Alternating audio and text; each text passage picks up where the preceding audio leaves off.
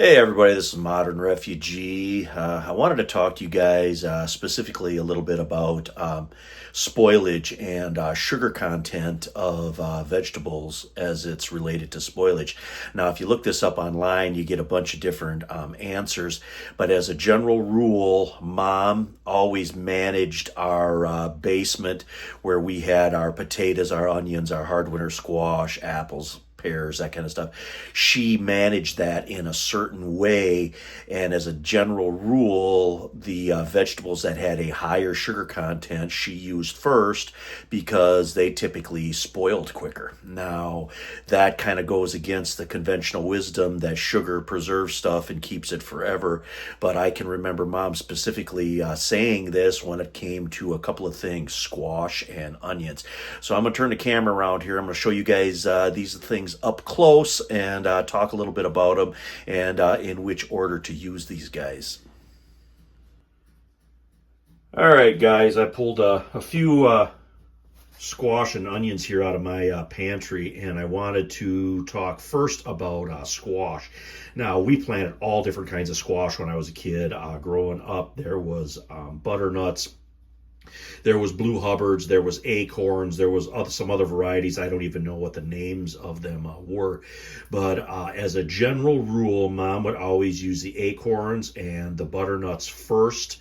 And then, of course, the hubbards, the larger squash, would be last. And she would always say that the sugar content in the acorns would always cause them to spoil first. And in my own experience here through the years, I have found that out too. The acorn squash are the first ones that spoil.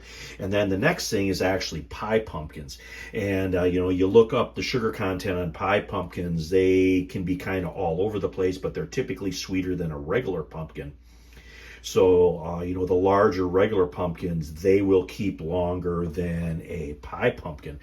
And then the blue Hubbard squash, these have a lot lower sugar content. These guys would keep. I remember Mom pulling out blue Hubbard squash that had dust and everything else on the outside of them. She'd rinse them off, clean them up, and we'd saw them or hit them with the hatchet or the meat cleaver to cut them up, and the inside was still perfectly good. And the same thing goes with onions. A candy onion, this is actually a candy onion, what they call a candy onion. And then Vidalia onions, which are kind of a little bit shorter and a little bit flatter, have a really high sugar content. Those things always spoil. And it's another thing that I kind of learned on my own experience here, even growing my own onions. As a general rule, the candy onions or the Vidalias spoil first. Then the next is the red onions, and then yellow onions. These guys right here, these are the keepers. These are the ones that if I want to put them up for all winter long, I'm going to put up the yellow Spanish onions with the tightest skins. And then, of course, the largest, the blue Hubbard squash, and then whole pumpkins, and then of course the butternuts. That is basically the order that Mom would use them in, the kind of the same that I do here as well.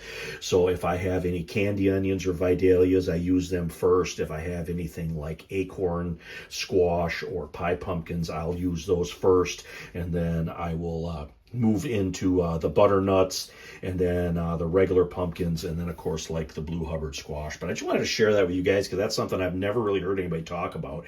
And in my experience, that is very true that the higher sugar content of the squashes and the onions do increase the spoilage time. Anyway, this is Modern Refugee. Appreciate all my subscribers out there. Hope you guys always get some information and some entertainment out of my videos, and you guys have a good one.